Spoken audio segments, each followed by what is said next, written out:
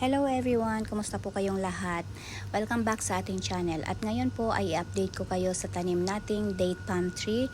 Ito pong pinapakita ko sa inyo ay isang variety niya, kulay red, at ngayon ay unti-unti nang nag-iiba ang kulay. Nag-orange na po siya at after na maging orange niyan ay magte-turn into red na siya. At kapag ganun po ay malapit na siyang mahinog. Kapag red ay unti-unti nang magba-brown ang dulo niya. At kapag ganun po, pwede na siyang i-harvest paunti-unti kung gusto nyo po na maniba lang ang inyong i-harvest. Ang lasa po nun ay napakatamis na at napaka-crunchy din.